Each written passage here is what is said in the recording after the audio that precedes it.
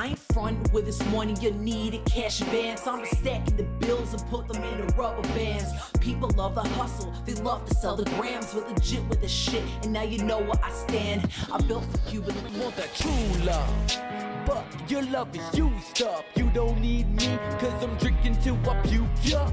You know we'll never quit, sipping on death again, gripping on a sedative, trying to get ahead again. I just want to let you guys know I'm Cassette. And I'm Luca. And we've been friends for a long time, haven't we? We sure have. How long exactly? 26 years. 26 years. 26 long years. Yeah. And so we both live in East Van. And we both grew up in Slocan. Yeah, and for people that don't know where Slocan is, it's just outside Nelson, BC. Where we grew up was like, they just got cell phone service for the first time. Yeah. Population of 200 people when we grew up, and probably 300 now. I think, maybe 300 now. Yeah. It's a village. It's like a little village. Slocan Village. So shout outs to the Slocan homies. I'm sure a lot of you guys will be tuning in. I got a lot of people that were actually pretty on board about this podcast. Once we put the feelers out there, people seem to respond really well to that. Yeah, that's awesome. Yeah, so one thing you guys are probably going to know as the episode goes on that we're both want to be aspiring hip-hop rappers. We basically want to be like the next Eminem, right? Yeah. Why are we doing this podcast? I just want to have some fun. Talk some shit, share some stories. I was going to say talk some shit. We do that anyways. Yeah, might as well record it. I think the reason why we made this podcast is we both enjoy podcasts. Yeah. We like to have deep conversations for sure throughout our friendship. Yes. And I think there's just like a lot of topics that we could go on that people are going to relate to. Yeah, exactly. Yeah, hopefully you guys relate, or else we'll get canceled after the first episode. I just think I got a lot of funny stories. Yeah, so why don't we just get into it? What inspires you and also inspires you to keep going? Well, I mean, I've been rapping since I was a kid. Like, it's crazy. I'm 34, and I've realized, like, how long I've truly been, like, rapping, which is crazy. Yeah. Like, I think I made my first track when I was, like, 15, so... Is that with me? Probably, yeah. And I did a song with, like, your brother and his friends. Right. And then, so I just got into that, and then I was, like, battling. I just remember like clear images of like battling these dudes at like house parties and like schooling them. And everyone was just like really like encouraging me of being a rapper. Like I didn't even know that I had it in me until people were like, dude, like you are really good. Not to like, I didn't see that in myself. I'm just replaying what people told me. And then I started doing open mic nights at Finley's and Nelson with like Bricks and Dion Rigo, and then went into KOTD. Yeah, I forgot about that. That was kind of the jump off of my career. I only did one battle, but that was where I got my name Cassette from. Right, because you met the demigods? Yeah, so for all underground rappers out there, the demigods was self-titled and Apathy. Legends in the game. And so I did my first battle KOTD. And I put my heart and soul into that shit. Like I rehearsed for like 3 months. I'm not even joking. And then so I didn't win the battle, and naturally I was sad, let down. And this guy was like, hey, Apathy wants to talk to you. Do you have a few minutes? It's such a weird coincidence that he was there, or well, he was judging the battle. Oh. Yeah, he was one of the judges. Him and Self-Titled were both were judges. Both were That's so judges. Cool. And they came late, but they talked to me, and he's like, yeah, I came a little bit late, but I caught your battle. And he's like, you fucking bodied that chick. I just want to let you know you bodied her. And for someone at that level of caliber, at that caliber, I felt like I won the battle. Just to hear something like that from those kind of guys, I was like, you know what? I don't even care I lost, just to hear it from those guys. That's all that matters. Yeah, it's all that matters. So then, the next day, they were hanging out in Nelson with like Peter Pan and stuff. And I ran into them. They wanted to hang out for a little bit and stuff. And we hung out for like an hour or so. And Apathy and Self-Titled were there. And Self-Titled asked me how I got my battle name or my rap name.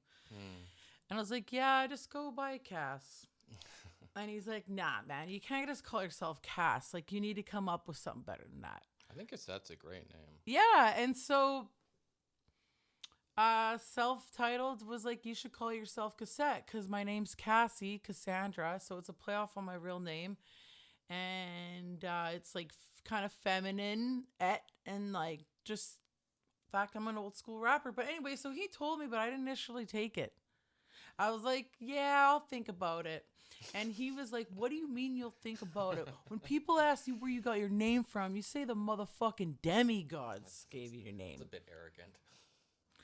Yeah, fuck. We were just hanging out, man. Yeah. Like, we were like buddies, you know? Right. They're really awesome, down-to-earth guys. So, yeah. So, anyways, I went with that name. And, yeah, just been doing it ever since. I mean, it goes in highs and lows, but I mean, I've tried my best at this point in my life to continue music. Yeah, it takes a lot of work. Yeah. What about yourself? Like, how did you become into music and want to be a musician? I think it probably started from my dad because my dad's a musician. He plays guitar, and he kind of got us locked into just being obsessed about music and always critiquing it and having something to talk about. He was critiquing your music? Critiquing music in general. Oh, okay. Like we'd always just talk about music, about bands, and Yeah. it was just like a...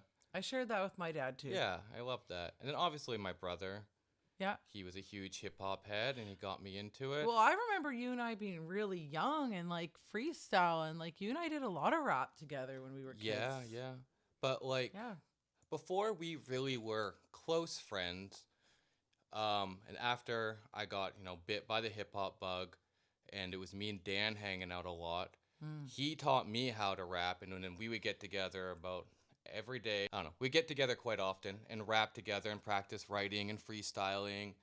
And then when Chevy put together, or I guess it would be Evan, put together the Dope Sounds crew. Yep.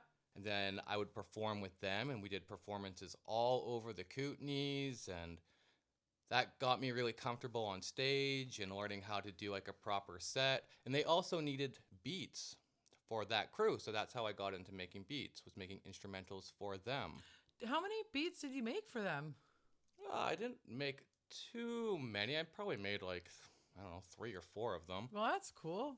It was more of something that they wanted, but then I ended up getting really selfish with them. In fact, these are my beats, and I'm not giving them out, which I feel so stupid about. So you're just gatekeeping all the beats? Yeah. It's even with you. Remember when we did that fucking The Valley song? Yeah. It was the wackest beat I gave to you. I had so many sick beats, but I was like, these are mine. I never ended up fucking using them. Yeah, fucking gatekeepers. Yeah, man. I'm a prick. What can I say? And then... Yeah, that beat, I remember that beat. We're talking about a song I did like when I was like 21, and it was like, I had this banjo. It was pretty bad. Yeah, you still killed it, though, I'd have to say. Thanks. But the funny thing about that is, the ironic thing, is that computer eventually just crashed. So I lost everything. So I couldn't even use half the shit I made. So you don't back up. No. Gotta back up, man. Yeah, don't do that. Yeah, I don't do that. Yeah. Okay. But well. yeah, now I just, mostly just focus on producing and starting to make some money from producing and working with other musicians. So I'm happy about that. Yeah, I mean, I've seen you really grow over the years. Like, you're quite a diverse musician. And Yeah. I remember, like, when I first moved out here, when I first moved out here from the Kootenays 10 years ago, we lived together in our 20s. Yeah. And I remember you were taking, like, singing lessons. Still can't sing. Really just, but that's not my point. My point is, like, you were actually, like, dedicated, motivated. It's a hobby, right? It's just like some people are interested in cars. I like music. I would say it's more like a passion for you Yeah. rather than a hobby. It but is, yeah. yeah, so I take it a little too seriously. But it's fun. Like, there's just a never-ending trail to learn about when it comes to mixing and mastering and making music. It's just always going to be growth. So Yeah. I mean, I just think as long as you're having fun, that's all that matters. I keep saying that. Like, I just interviewed Vicious 5150 because I'm part of the Boombox video show, and I interviewed him and I asked him that question. I'm like, do you have any, advice you would give to an aspiring musician? And he's like, just have fun. yeah, And I was like, that's facts. yeah. The really cool thing that I've realized working with other musicians is like helping them create their idea. Because you make your music over and over, it gets a little bit repetitive. When you can like help someone construct their own vision, it's really like makes you proud of yourself, and you can like create a good friendship that way, and it's like have a really good time. So let's move on from the topic of music and let's get into some pet peeves. Yeah. What Yeah. What would you say is like your major pet peeve? A big pet peeve with me right now is going to the gym. And when I'm at the gym, there's people who want to use a machine, and they'll Right. come up to you and be like, "Can I use that machine?" And you're like, 3 or 4 more reps, right? And they're Yeah. like, okay. And then they just like stand there And watch and, you? and just, watch you and wait. That makes things, that's just And you just weird. sit there like, what the fuck? I get secondhand cringe just from hearing that. Yeah, it's something that really upsets me, and it happens quite a lot. Oh, it does, hey? Yeah. 'Cause- Especially when like, the gym gets really busy and someone wants to do like an arm day. So then you're doing arms and like, I want that machine. And they're, wait they're- your fucking turn like the rest of us, man. oh God, I've gotten into like almost fights at the gym because people Oh, have do big tell. egos. Do you got a fight story for us? I do. Well, okay, so one time, same thing happened. Somebody came up to me and I said, 2 reps left. And he said, you've been here for half an hour. And I wasn't there for half an hour. And I said, 2 reps left. And he got up in my face and was like, you're here for half an hour. Get off this machine. Oh, shit. And I was like, whoa. And I was like, if you want the machine, just use it. And he's like, you can use it. Oh, now he back to weight? Yeah. And I was like, you can use it. I'm going home. And like, I literally got up and I was like in his face and I walked away. Yeah. Yeah. How old is the guy?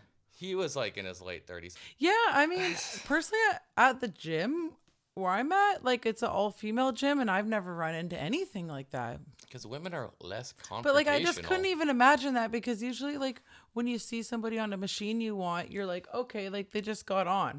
Yeah, that guy. You can't ask someone to get off if they just got on. Someone could be having a bad day. They're all jacked up on pre-workout. They just want to take out their anger on you. But you know what pisses me off about that as a pet peeve at the gym? Or when you are waiting for a machine and someone's on their phone, like they're not even using it, And they're they're just- just yeah. sitting on there scrolling on their phone. It's like, bitch, you're not even changing the song. You're scrolling on TikTok. That actually happened to me the other day. The guy was Yeah. he was on the leg press and he's just sitting there on his phone. No, he was on his phone and talking to his friend about what was on his phone. Yeah. And I'm sitting there watching him for a while. I'm like, hey, he's like clearly done. And I'm like, hey, like really nice. Like, are you done with the machine? He's like, 2 more reps. And then keeps talking with his fucking friend. What a dick. It's like, oh Man. yeah. I think another pet peeve of mine is drivers in Vancouver. Oh God, yeah. Like, it's getting bad out there. Like, you know what happened to me the other day? It was like 41st and Night. So that's a really busy intersection. Yeah. And I'm following the rules and I'm turning left on a green arrow. And this old lady is in the middle of the intersection crosswalk. Yeah. Like, I'm talking like 95 decrepit lady. And she's like, ah! And I almost fucking hit her. And it wasn't even my fault. Right. But I honestly thought I was going to have a heart attack. I was really close to hitting her because she just jumped in the middle of the intersection. And there's sometimes homeless people just hanging out in the middle of intersections downtown, just waiting to get hit so they can sue you. Yeah. Yeah. I remember that happened to me once. And this homeless guy, we ended up, me and Jesse ended up stopping at an intersection.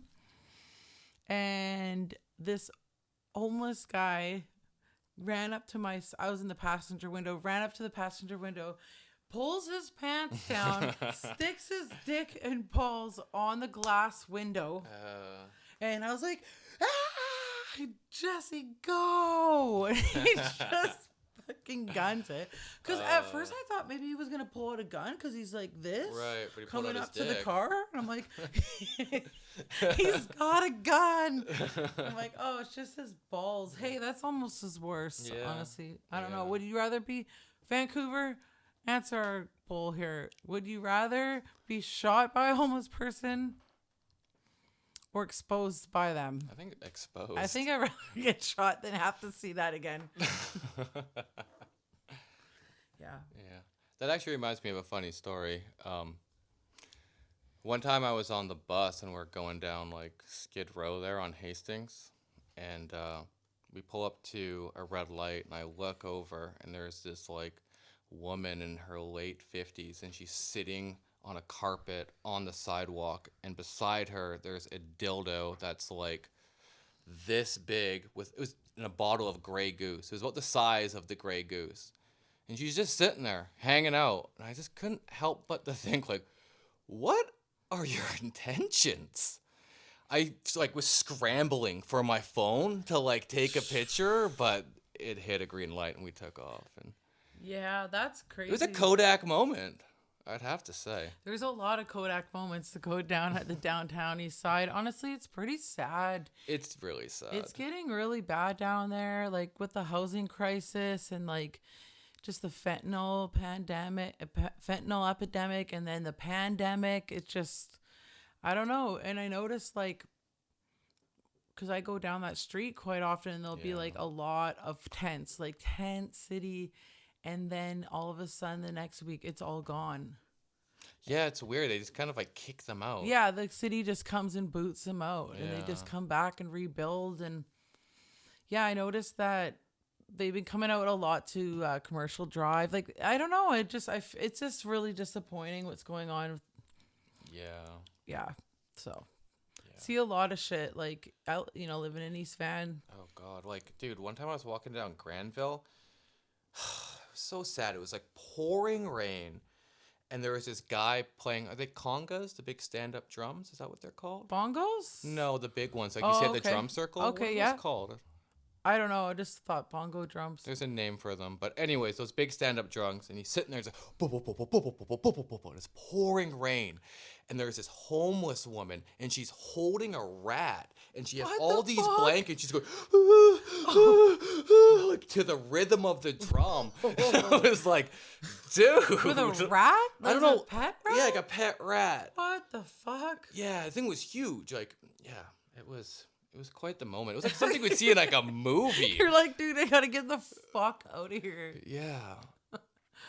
Crazy. It was man. Granville in Georgia there, right by the Starbucks. Yeah. Yeah. Yeah, a lot of shit goes down around Vancouver. Yeah, it's a beautiful city, but there's a lot of chaos that happens. Yeah, I actually noticed too, like this Christmas, like during Christmas shopping and stuff, like being in the mall, I saw 2 incidences a couple weeks apart of like shoplifters. Oh, you saw that fucking shoplift go down. Yeah, that was insane, man. The guy pulled out it was, I think, it was pepper spray. He pulled out a can of mace and he had a big knife. And this was in the Hudson's Bay. Hudson's Bay, which is a pretty upper class place. And that was the one downtown, right? This is the one down at Park Royal. And anyways, I couldn't believe it. Like, so what happened was they were brothers. And then one had, they just were walking around with like bags. It was so obvious they were shoplifting. Right. And yeah, he had the mace and the knife, and the Hudson's Bay manager like tackled him down and like, Right. and I just couldn't believe how the lengths that this Hudson's Bay employee went to take this shoplifter down. Like, that guy pulled out a knife and easily killed him. It's like, what are you gonna do? Like, risk, like, but you know what? I do appreciate the fact that he was probably trying to protect the customers. Yeah, that's so awesome. He really put his neck on the line. So yeah, what happened was the brother I'm like, oh my God, I wish my mom was here to watch this. And so the guy beside me's filming it. So I whipped out my phone and what happened was the brother bolted out and got arrested. And then they arrested him. But yeah, East Van's pretty unique in its own ways. How long have you lived in Vancouver for now, Luca? It's hard to say. I don't know. Maybe 12 years? Like that? Yeah, then I came around 10 years, and I remember, Yeah. like, you So know... maybe 13. 13 years? Yeah. Because I was 2 years, a year with Leanne, then you. So that would be 13 years, yeah. Wow. Yeah. Yeah. Well, I've been here like 9 years. And yeah, I mean, coming from a small town, like you can imagine, you can relate. There's Oh, the not culture shock, man. well, there's a culture shock, and then like I was 25 when I moved to Van, and I was like, wow, I'm gonna like meet all these guys. I'm going to a big city. It's gonna be like big Small cesspool, fish in a big pond. cesspool hot dudes, because there was like 5 guys to choose from back home. Yeah. And I don't know. I mean, that's when like online dating kind of started being more popular for people. And Yeah. I know, like, honestly, it's rough out there, ladies. There's dating's not easy. I mean, not even just for ladies, for people in general. Like, Yeah. It's hard for guys. it's hard for You guys meet too. the Hey? craziest people. The craziest people. Yeah, I mean, I remember you have a funny online dating story. Yeah. Oh, I Do mean, you want to tell it? Yeah. Okay. Yeah. Yeah, so God. I met this girl. I pretty much got catfished. And she didn't look anything like her pictures. She Like might she had a filter on her picture, kind of think thing. It was different photos, man. It was a whole different photo. I can't remember. It was so long so you ago. got catfish. Yeah, this Okay. girl probably could have been homeless for all I know. Like Right. she looked really run down. Right. And I was going to art school at this time, and I remember we were texting, and I was at school, and I met her down at Waterfront. And I was just really blown away of like, oh my God, this is not the person I was intending to meet. And she's talking to me, and her breath is so bad Oh, ouch. that I'm like, oh no, like, and she's just insinuating, let's go to your place. Let's go to your Did she place. seem like drugged out? No, but she seemed like she was homeless or she got Okay. kicked out of her house. She just Okay, looked just really run down, Okay, got right? it. Okay. Or came from like a broken family, right? And yeah, just insinuating, let's go to your place. And that was when we were living together. that's when we were, no, that's when I was living with Noah. Okay. And then I was like, how can I get out of this? So I called you, and then I didn't even let you talk. You just picked up and you're like, hey. And I said, no, that's not what happened. I texted you saying, call me. And then when you called me, I instantly said, oh no, it's my landlord. What's going on? Broken pipe? My basement suite is flooded? I gotta go. And then she was like, oh no, like, is your basement okay? Do you want me to come with you? And I was like, no, like, Let me fix your pipes or Yeah. clean out your pipes. yeah. And That was a pretty good joke, actually. Okay, yeah. Go yeah, ahead. that wasn't that funny. Yeah, so yeah, what happened is you text me and you're like, hey, I need you to call me and pretend to be my landlord and say the pipes burst. Yeah, and my basement was flooding. And I remember just, being like, it was like out of a classic movie, right? Yeah, you're like, what? Oh, okay, what? Yeah, I remember that. I'm like, And then "Hey, I remember Luca." I hanging up on you, and then I called you later explaining the whole situation. And then she Yeah. was texting me afterwards, being like, we should still hang out, blah, blah, blah, blah, Well, blah. yeah, she obviously didn't catch the drift that Obviously. you didn't like It her. was, I know. When really you could have just said, hey, I just don't think we're a match. I wish you all the best. You take the high road like me. You wouldn't have done that. I've never done that, but You would have been like, who? I'm a sweetheart. I don't do shit like that. I'm like, no. Yeah, okay. So I got a funny online dating story. Like, Did they flood your pipes? Sorry. no, I actually, just he was filling pipes, if you know what I mean. Like, filling his pipe. Oh, right. yeah. So I went on an online date, and I was I was like, like 25 or whatever, and like I was bored, and he was like, yeah, like, do you want to like go out for dinner? I was like, okay. sounds good. I'll pick you up. Now, I would never have a guy I've never met come to my address. I'd That's meet you in a sketchy. public place, but, you know, I just didn't think about it. And so anyways, he calls me from an unknown number, red flag number 1. Unknown number? Yeah, private number. And then he How do you know it was him? because he's like, I'm outside your house. He's going to pick me up at my house. I know, but he called you from an unknown number. Yeah, so it was a private number and he called me. I know, but just usually I don't pick up private numbers. That's all. Well, I knew he was coming to pick me up. So Okay. anyways, he called me from a private number and I get in the car and I was like, hey, like, what was your name again? And he's like, why? Why do you want to know? And I'm like, because we're going on a date. Like, my name's Cassie. What's your name? And he legitimately thought I was a narc.